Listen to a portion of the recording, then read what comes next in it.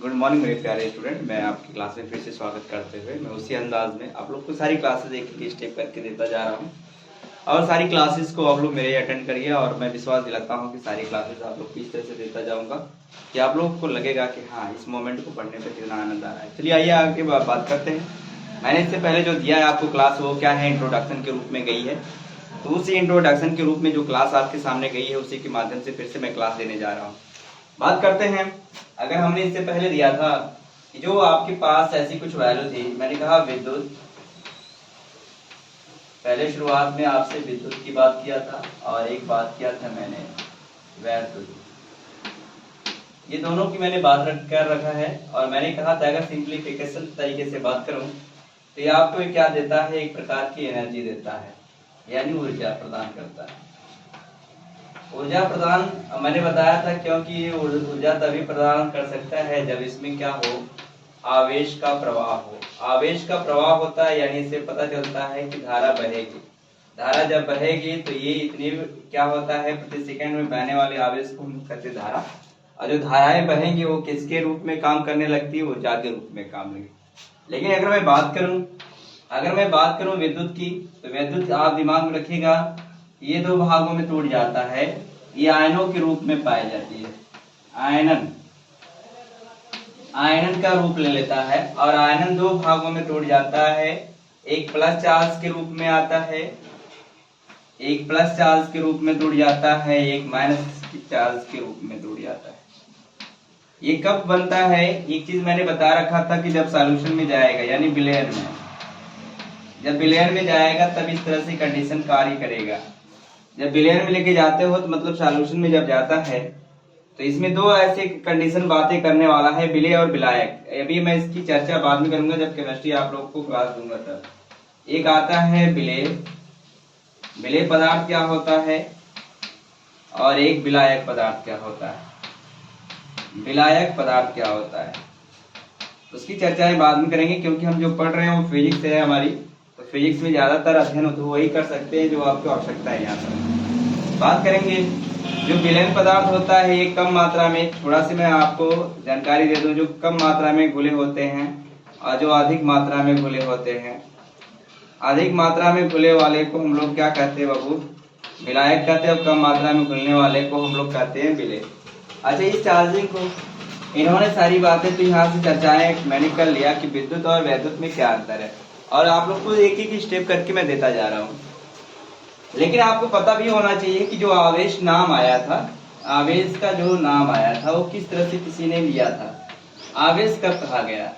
जो चार्ज हमारे इस क्या बोलते हैं वातावरण में जब पाया गया, यानी इस प्राकृतिक की दृष्टि से देखा गया था, उसको हमने आवेश किस प्रकार से और किस वैज्ञानिक ने उसको आवेश नाम दिया। बात करेंगे, आवेश देने का सबसे बड़ा उद्देश्य उनका था, मैं एक बार फिर से दोहरा रहा हूँ, बट आप लोग समझिएगा सारी बातें, और मैं थोड़ा सा फास्ट बाय सर्विस देने वाला हूँ। कह रहा है कि अगर 2500 वर्ष पहले, मतलब वर्ष पहले की अगर बात किया जाए, तो उन्होंने एक पदार्थ उठाया था जिसका नाम था अंबर। अंबर पदार्थ के नाम से उन्होंने इसको प्रेजेंट किया था। और इसके बाद अंबर पदार्थ को, लेकिन एक वैज्ञानिक थे, वो प्रसिद्ध वैज्ञानिक थे हमारे यहाँ के, प्रसिद्ध, ये फिजिक्स के रूप में अगर देखा जाए, प्रसिद्ध यूनानी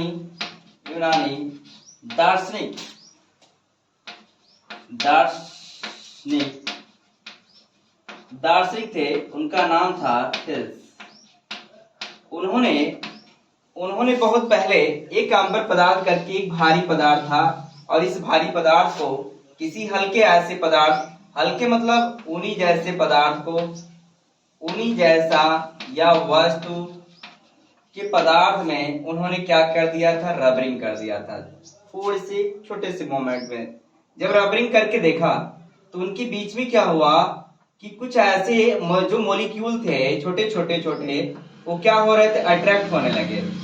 जब अट्रैक्ट होने लगे तो उन्होंने कहा कि यार, ये जब हम इसमें रबरिंग कर रहे हैं, जो इससे हल्की पदार्थ हो रही है, सारी क्या हो रही है, उनके समीप ले जाने पर सारा आकर्षित हो जा रहा है। तो उन्होंने इस चीज को दिखाया लोगों के बीच में, लेकिन ये 2000 वर्ष तक लोगों ने इसको क्या किया, अब ग्रहण नहीं किया इस बात को।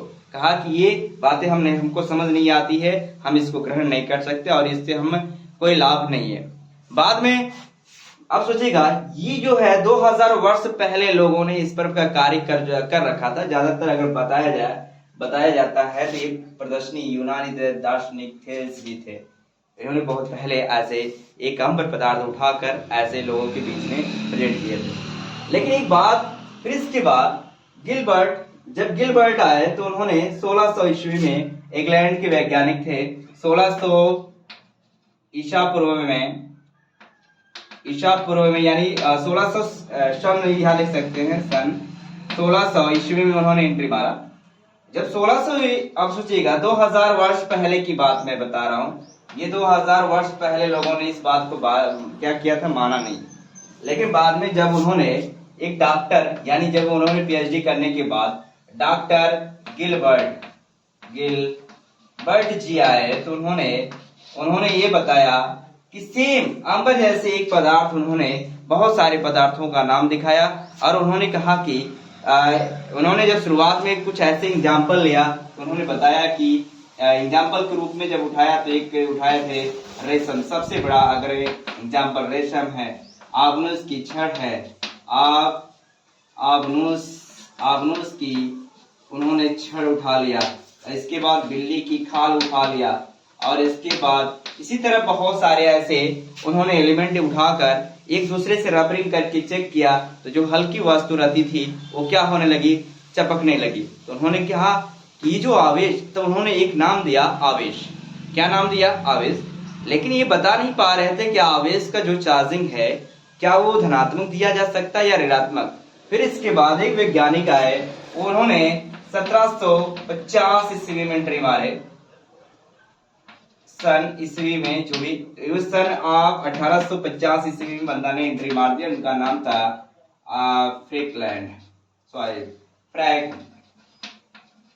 फ्रैंकलिन। जब फ्रैंकलिन जी जब इन्होंने कहा कि जो आवेश होते हैं वो दो कंडीशन में कार्य करते हैं, एक तो प्लस का चार्ज करता है, एक तो माइनस का चार्ज करता है। एक तो प्लस चार्ज दे देता है, एक प्लस चार्ज देता है, एक माइनस चार्ज देता है। उन्होंने इस चार्ज को डिफाइन कर दिया, आवेश का नाम दे दिया, एक धनावेश एक ऋणावेश। किसने दिया, गिलबर्ट ने। इसकी चर्चा मैंने कर रखा था तो मैंने सोचा एक बार आप लोग को फिर से चर्चा करा दूं। ये सारी बातें आप लोग प्रिपेयर कर लीजिएगा, इस तरह से इनके बीच में सारी बातें आएंगी। और हम बात करते हैं कि हमारा जो स्टेप चालू होता है वो छोटे छोटे मोमेंट को लेते हुए सबसे पहले मैं बात करूंगा आवेश, विद्युत आवेश तथा उसके मात्रक।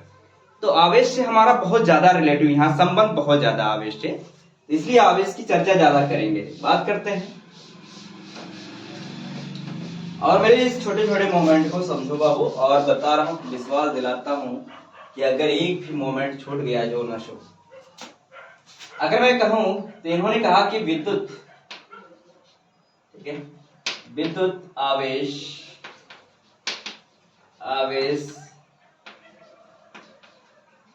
की मात्रा या मात्रक इन्होंने पूछ लिया, क्या होगा। तो आप दिमाग में रखिएगा, जो विद्युत मात्रक मिलेगा अगर एक प्रकार से मैं डेफिनेशन के रूप में दूं, एक मिनट, तो दिमाग में रखिएगा मात्रक, और इसके एक और डेफिनेशन का रूप दे सकता हूं कूलाम की बात करते हैं। कूलाम क्या होता, आवेश क्या होता, विद्युत आवेश लोग पूछते रहते हैं। तो सॉरी, यहाँ पर वैद्युत आवेश लिखते हैं, क्योंकि जो हमारी बातें हैं वो धनात्मक और ऋणात्मक से बात है, धनात्मक और ऋणात्मक की बात कर रहा है, इसलिए इस आवेश को हम लोग वैद्युत आवेश। अब इन्होंने कहा कि वैद्युत आवेश, मैंने कहा जो विद्युत आवेश होगा वो इलेक्ट्रॉन का रूप लेगा, इलेक्ट्रॉन का रूप लेगा तो किसी ऐसे परिपथ से होके जाने लगेगा, जो परिपथ से होके जब एनर्जी उत्पन्न करने लगे तो विद्युत कहलाता है। जब उसके परिपथ में एंटर करने के लिए पहले से क्या हो, प्रयत्न हो, मतलब जाने के लिए तैयार हो, तो वो इलेक्ट्रॉन दो ऐसे भागों में तोड़ता है, तब जाके उसमें एक क्या होता है, सर्किट का रूप लेता है, और सर्किट के रूप में लेने के बाद धारा का रूप लेता है, धारा के रूप लेने के बाद वो क्या करता है, किसी एक परिपथ को चूज करने के बाद उस परिपथ से होके जाने लगता है। तो अगर मैं बात करूं तो छोटी सी मोमेंट में सबसे पहले अगर मैं धारा की बात करूं, विद्युत धारा क्या हो जाएगी, विद्युत धारा, उसी से रिलेट करेगा विद्युत धारा। अगर मैं विद्युत धारा की बात करूं तो मेरे पास इसको प्रेजेंट करने के लिए आई होता है। ठीक है, तो यहां लिखेंगे किसी परिपथ में, जो डिफिनेशन देंगे, किसी परिपथ में एक सेकंड में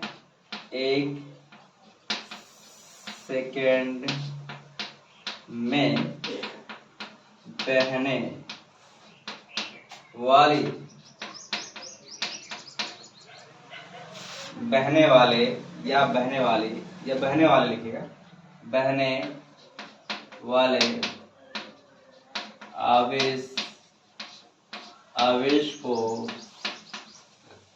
आवेश को विद्युत धारा कहते हैं। ठीक है, विद्युत धारा कहते हैं। विद्युत धारा कहते हैं। ये विद्युत धारा जो है, इसे आप डेफिनेशन के इसे आई से प्रदर्शित करते हैं।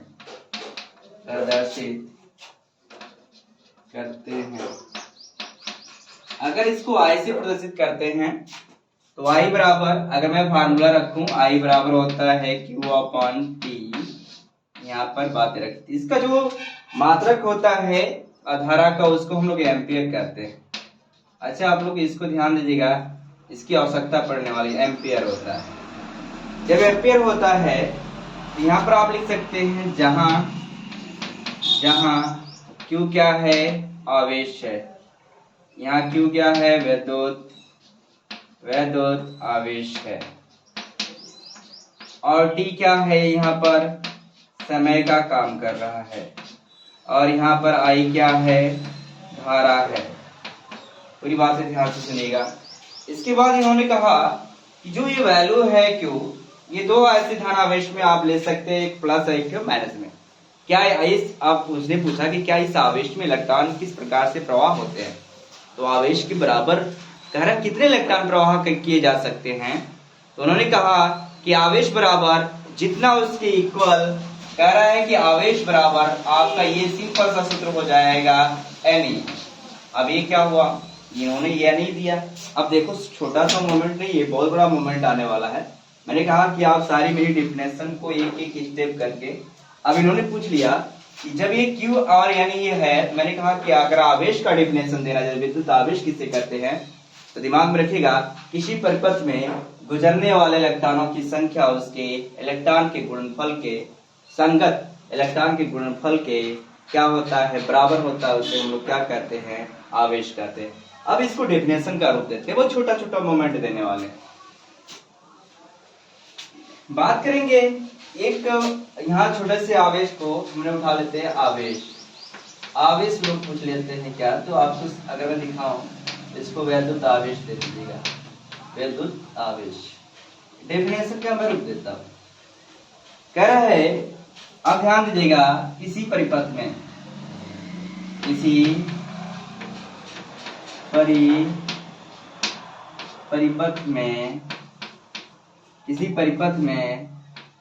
गुजरने वाले इलेक्ट्रॉनों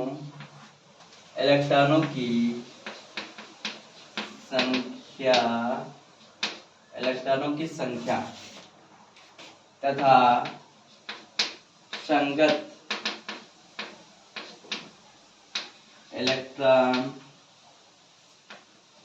इलेक्ट्रॉन के गुणनफल के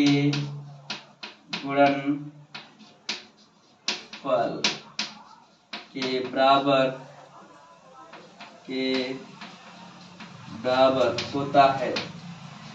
होता है। इसे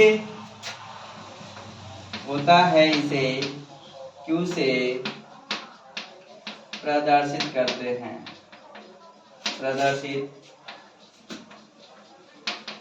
हैं।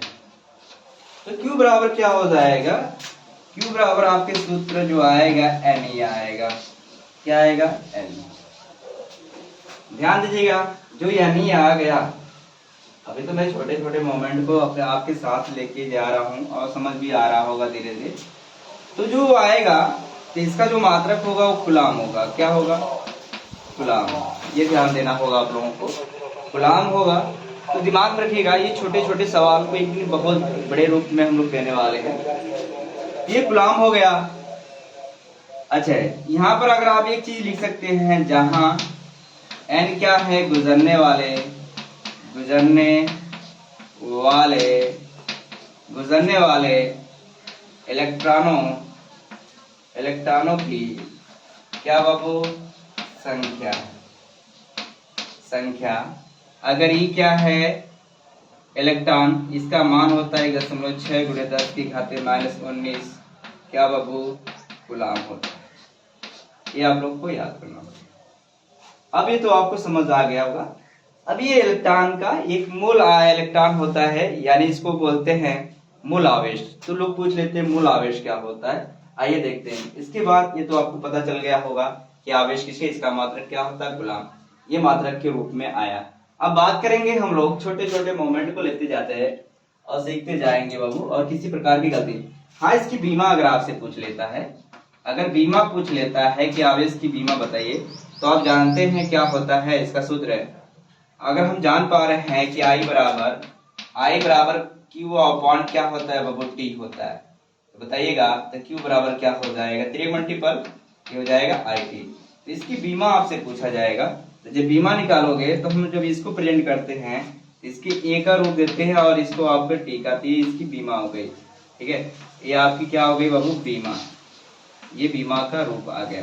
दिमाग में रखिएगा, अगर बीमी ये सूत्र पूछा जाएगा तब के रूप में, तब के लिए ये। ठीक, आगे बढ़ते हैं। आपसे पूछा जाएगा मूल आवेश। मूल आवेश क्या होता है? मूल आवेश, ध्यान दीजिएगा, मूल आवेश क्या होता है। अगर मैं बात करूं, मूल आवेश जो होता है, अगर छोटे छोटे मोमेंट की अगर बात की, छोटे छोटे कणों से मिलकर बना होता है, उसे मूल आवेश कहते हैं। ये छोटे छोटे से छोटे आवेश लिख सकते हैं। वह छोटा सा छोटा, वह छोटा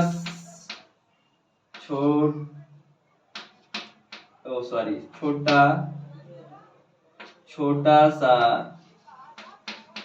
छोटा कण उस आवेश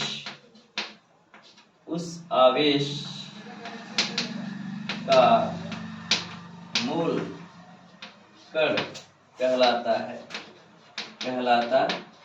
है। इस आवेशित कण को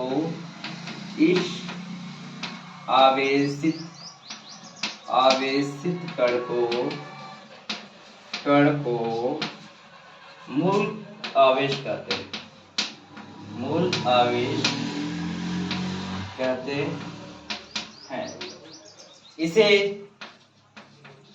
इसे स्मॉल ई से प्रदर्शित करते हैं। इसे स्मॉल ई से प्रदर्शित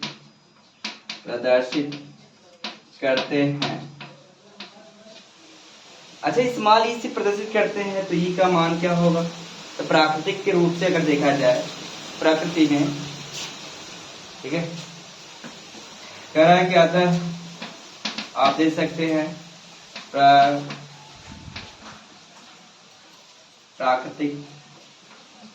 प्राकृतिक